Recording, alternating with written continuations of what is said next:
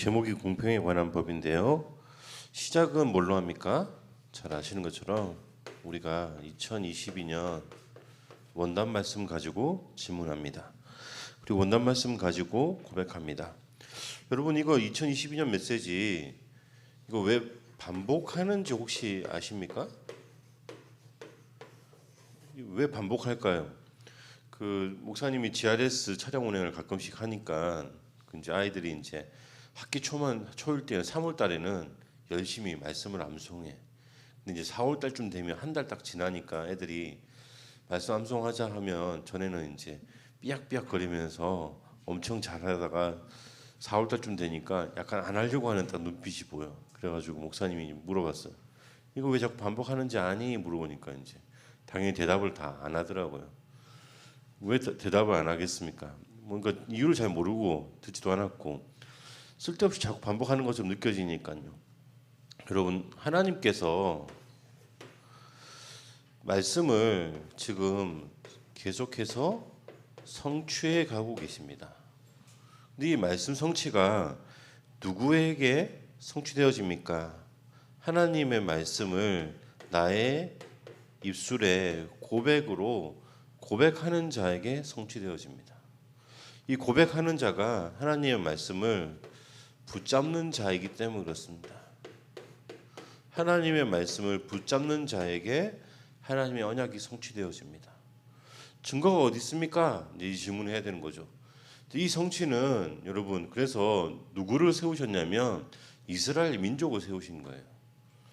하나님 말씀 잘 안 붙잡았는데 왜 맞아요? 그러니까 하나님 말씀 잘 안 붙잡았고 우리가 알고 있는 것처럼 복음을 제대로 못 붙잡았는데도 그 이스라엘 민족이 어떻게 복 받았는지 그거 아는 사람들인 거예요. 그게 무서운 거예요. 이스라엘 민족은 구약 창세기부터 말라기까지를 거의 외워요. 근데 이게 거의 외운다는 말은 웬만큼 똑똑하며. 근데 이제 어디까지는 외우냐? 창세기는 다 기본적으로 다 외워요. 출애굽기, 레위기, 민수기, 신명기까지는 보통 사람 다 외워요.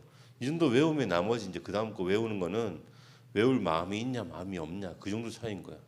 근데 여러분은 그러면 우리가 창세기부터 요한계시록까지 다 외워야 됩니까? 이 질문인 거죠. 많이 외우다 보면 뭐가 되냐면 이게 응용이 되어지거든요. 처음에는 외우기만 하는데 외우다 보면 이게 응용이 되어져요. 응용되어지면 적용할 수 있어요. 이 질문인 거예요. 여러분 강단의 말씀이 원단의 말씀이 여러분에게 적용되어집니까? 남은 자 도대체 뭐 하려고 남았는데 이 질문에 대한 것들을 계속 하셔야 돼요. 왜 내가 남겨졌는데 이 질문을 하셔야 되는 거예요. 그리고 순례자 내가 왜 자꾸 걸어가야 되는데 매일매일의 시계가 지금 우리 열심히 돌아가고 있잖아요. 그 돌아가고 있는 것 삶을 내가 왜 해야 되는데 정복자라고 해서 저와 여러분이 무엇인가를 얻기 위해서 노력하는 사람처럼 보이기도 하지만 살리는 자로서 정복의 의미를 붙잡으셔야 되는 겁니다. 여러분에게 이 원단의 말씀이 복음으로 하나님의 능력으로 적용되고 성취되시기를 예수님 이름으로 축원드립니다. 4월 달에 하나님께서 우리에게 뭐라고 말씀하시냐면 절대 가치를 가지고 있어라 이렇게 말씀하세요. 어떤 것에 절대 가치를 가지고 있을까요? 하나님이 나와 함께 하신다라고 하는 위드가 이게 얼마나 큰 가치이냐 이거 발견할 수 있으십니까? 임마누엘이라고 하는 우리와 함께 한다라는 그 비밀이 나의 비밀이다. 원네스라고 하는 원래 내가 가져야 될 하나님과 나와의 그리고 세상과의 그 이유를 나의 것으로 가지고 있다. 그래서 이거 가지고 뭐 하라고요? 복음 안에서 하나님께서 우리에게 원하시는 동기를 바꾸라고 하시는 거예요. 여러분이 그러면 어떤 질문을 해야 되냐면 지금 내가 가지고 있는 나의 동기는 뭐냐 질문해야 되고요. 학교에서 가르쳐 주는 동기는 뭐냐, 친구들이 말하는 동기는 뭐냐 이거 할 수 있어야 돼요. 그래서 하나님의 절대 가치의 동기는 뭐냐? 뭐 해야 됩니까? 전도 선교라고 하는데 복음으로 복음적인 질문을 계속하는 게 절대 가치입니다. 렘넌트. 그래서 이걸 가지고 하나님이 남은 자의 응답을 허락하신다는 거예요.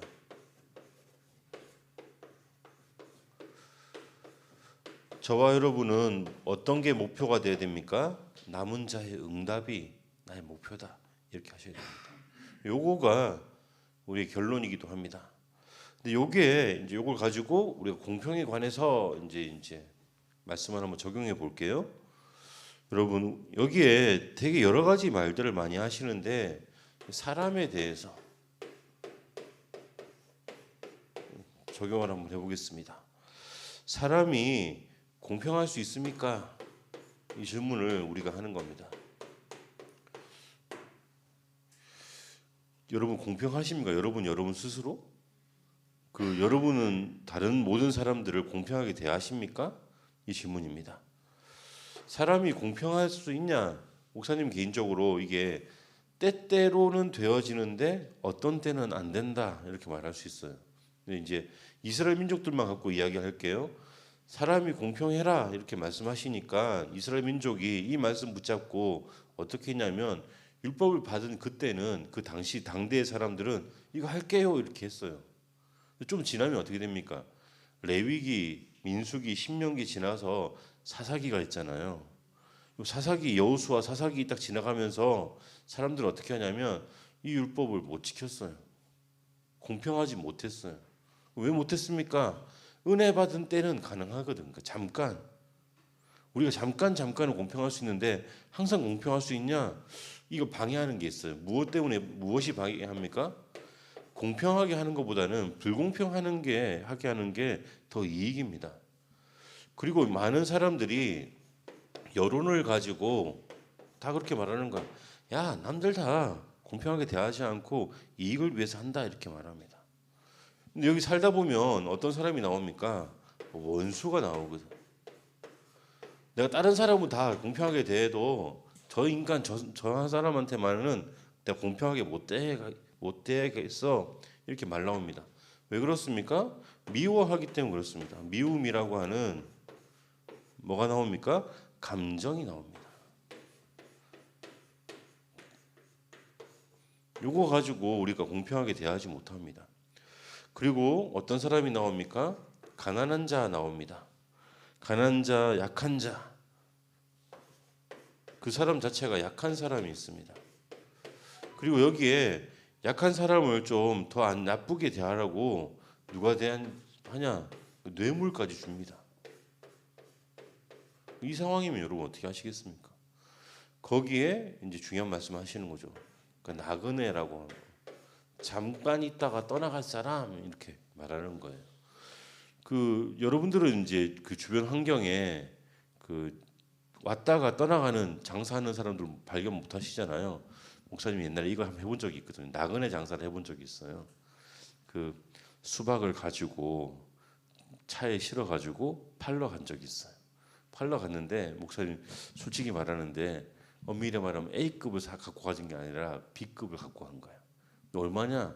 그 당시는 수박이 정상적인 수박이면 5,000원 도매가가 약간 좀 안 좋은 수박이잖아요. 그러면 한 1,000원, 2,000원 이렇게 샜어요.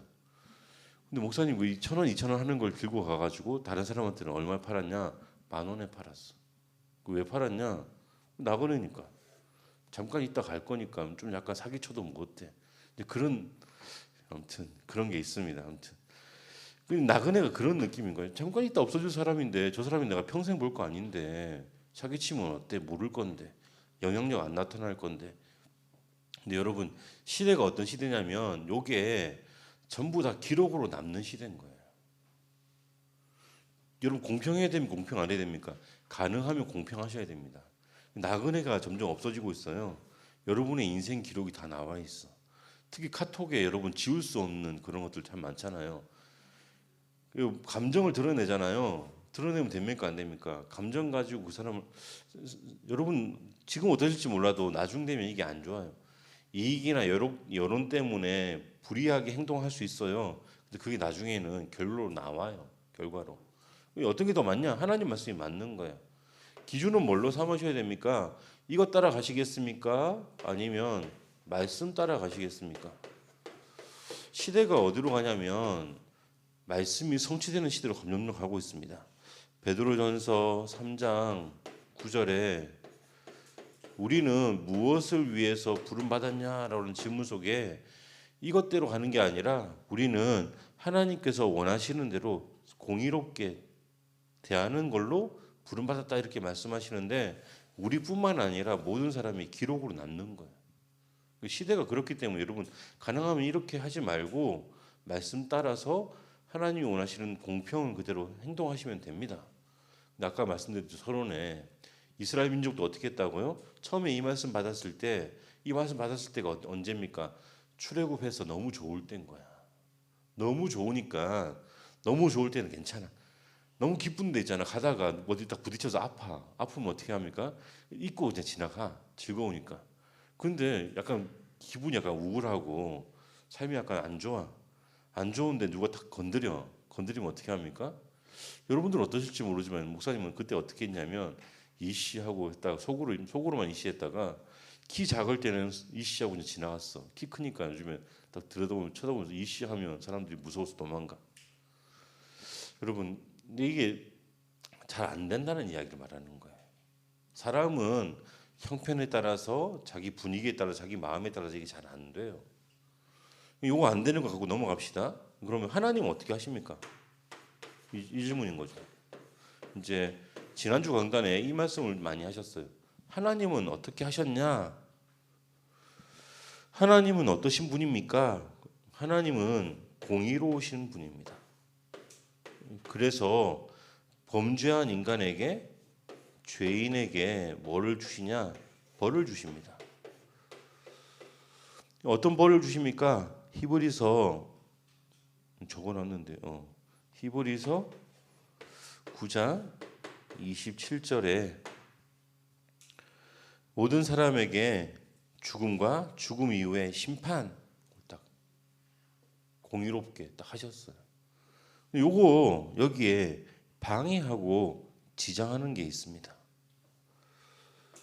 이 공의를 방해하는 게 있습니다.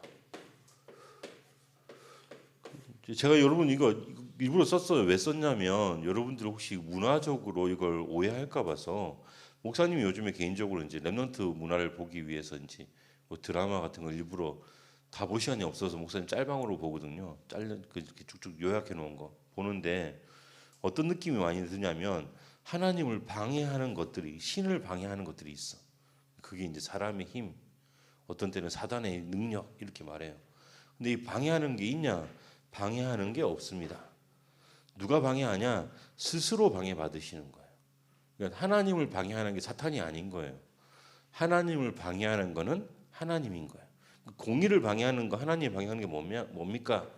그게 하나님의 사랑이 이 공의를 방해하시는 거예요. 이렇게 이해하셔야 돼요. 그러니까 문화에 속아서 하나님을 방해하는 게 사탄이야. 사탄이 하나님을 방해할 만큼 능력이 있어. 예가 있지 않습니까? 우리 창세기 3장에 보면 어떤 느낌이냐면 하나님의 계획을 사탄이 방해하는 것처럼 보이거든. 하나님 무슨 말씀하시냐면 너 나 방해하니? 그럼 나는 더 큰 걸 내놓겠다 이렇게 말씀하시면서 그 사탄의 계획을 오히려 없애버리신 거예요. 그렇게 이해하셔야 돼요. 그게 뭡니까? 그게 이제 이게 그겁니다. 이게 십자가입니다.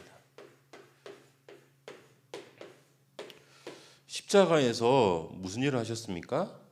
문제를 해결하신 겁니다.